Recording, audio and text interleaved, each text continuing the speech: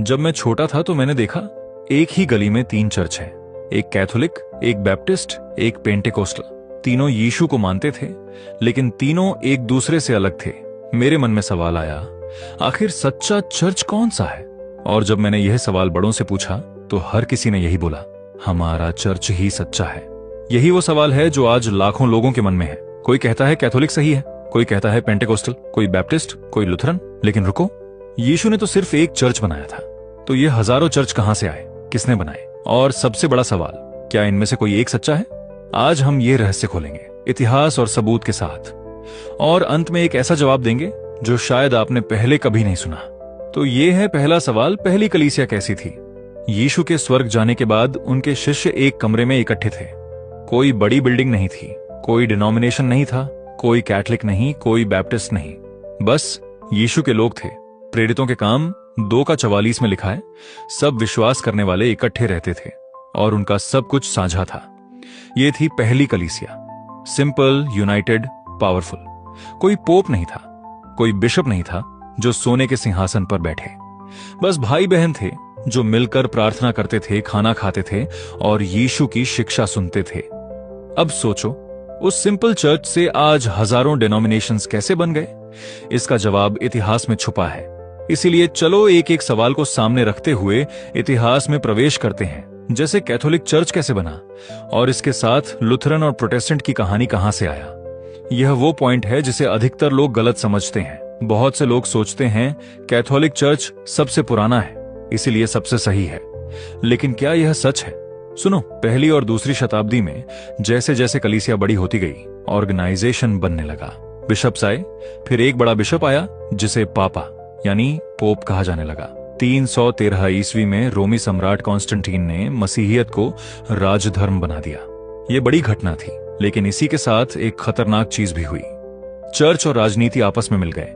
अब चर्च के पास पैसा था, ताकत थी, जमीन थी, और धीरे धीरे वो सिंपल कमरे वाली कलीसिया एक बड़े साम्राज्य में बदल गई। लेकिन फिर 1517 में एक जर्मन पादरी ने कुछ ऐसा किया जिसने पूरी दुनिया को हिला दिया। उस जर्मन पादरी का नाम था मार्टिन लूथर।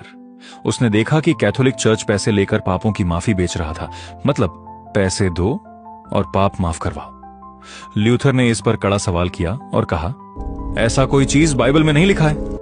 लूथर 95 सवाल लिखे और चर्च के दरवाजे पर लगा दिए। कैथोलिक चर्च ने लूथर को कहा, तुम गलत हो। लूथर ने कहा, मैं तब तक नहीं मानूंगा जब तक आप मुझे बाइबल से गलत साबित ना करो। यहीं से प्रोटेस्टेंट रिफॉर्मेशन शुरू हुआ और लूथरन चर्च बना। और यह सिलसिला रुका नहीं, लूथरन चर्च आगे बढ़ता गया। लेकिन यह भी याद रखो, आज का कैथोलिक चर्च पुराना वाला नहीं है जो पैसा लेता था पाप माफी का। आज कैथोलिक चर्च भी बहुत अच्छे से सेवा कर रहे हैं। अब हम बात करेंगे बैप्टिस्ट चर्च के रहस्य के बारे में। बैप्टिस्ट चर्च की कहानी भी कम दिलचस्प नहीं है। 1600 के दशक में जॉन स्मिथ नाम के एक व्यक्ति ने कहा, बच्चों का बपतिस्मा गलत है, बाइबल में सिर्फ विश्वास करने वाले वयस्कों का बपतिस्मा है। यह एक सवाल था, लेकिन इस एक सवाल से बैप्टिस्ट डिनोमिनेशन बन गया। उनके हिसाब से जब बच्चों को पाप क्या होता है यह पता ही नहीं है, तो बपतिस्मा ही क्यों देना। अब हम आते हैं पेंटेकोस्टल चर्च के रहस्य में। यह सबसे इंटरेस्टिंग है। साल 1906 में अमेरिका के लॉस एंजलिस शहर की एक छोटी सी गली, जिसे अजूसा स्ट्रीट कहते हैं, यहीं से शुरू हुआ एक ऐसा आंदोलन जिसने पूरी दुनिया को बदल दिया। इस आंदोलन के पीछे थे पादरी विलियम सेम्योर, जो गरीब थे और एक आंख से अंधे थे। लेकिन सबसे हैरान करने वाली बात यह है, उस समय लोग सोचते थे कि चमत्कार का युग खत्म हो गया, परमेश्वर अब वैसा काम नहीं करता जैसे पहले करता था। लेकिन अजूसा रिवाइवल ने यह सोच तोड़ दिया। प्रेरितों के कार्य 2 में जो हुआ था वही अजूसा स्ट्रीट में दोबारा हुआ। जब लोग इकट्ठा होकर प्रार्थना करने लगे तो वहां एक अलग ही अनुभव होने लगा। होली स्पिरिट की शक्ति इतनी गहरी उतरी कि लोग अन्य भाषाओं में बोलने लगे, लोग चंगे होने लगे और पूरे दिल से परमेश्वर की ओर मुड़ गए। इब्रानियों 13:8 में लिखा है, परमेश्वर कल भी वही था, आज भी वही है और हमेशा वही रहेगा। क्या आप विश्वास करते हो कि जो अजूसा स्ट्रीट में हुआ वो आज भी हो सकता है? यही था अजूसा स्ट्रीट रिवाइवल, और यहीं से पेंटेकोस्टल आंदोलन पूरी दुनिया में फैलना शुरू हुआ। एक अंधे गरीब पादरी के एक पुराने अस्तबल से। आज दुनिया में 60 करोड़ से ज्यादा पेंटिकोस्टल मसीही है। अब बात करेंगे असली सच्चा चर्च कौन सा है। यही वो जवाब है जिसके लिए आप यहां तक आए हैं। मत्ती 16 का 18 में यीशु ने कहा, मैं इस पत्थर पर अपनी कलीसिया बनाऊंगा। यीशु ने बैप्टिस्ट नहीं कहा, कैथोलिक नहीं कहा, पेंटेकोस्टल नहीं कहा। उन्होंने कहा मेरी कलीसिया। तो असली सवाल डिनोमिनेशन का नहीं है। असली सवाल यह है, क्या उस चर्च में यीशु है? क्या वहां बाइबल की सच्ची शिक्षा है? क्या वहां प्रेम है? क्या वहां पवित्र जीवन है? अगर हां, तो वो यीशु की कलीसिया है, चाहे उसका नाम कुछ भी हो। और अगर नहीं, तो सिर्फ नाम से कुछ नहीं होगा। यूहन्ना 4 का 24 में यीशु ने कहा, परमेश्वर आत्मा है और जो उसकी उपासना करते हैं उन्हें आत्मा और सच्चाई से उपासना करनी चाहिए। परमेश्वर किसी बिल्डिंग में नहीं है, किसी डिनोमिनेशन में नहीं है, वो उस दिल में है जो सच्चाई से उसे ढूंढता है। अब आखिरी सवाल, दुनिया में इतने चर्च क्यों बने? इंसानी गलती या परमेश्वर की योजना?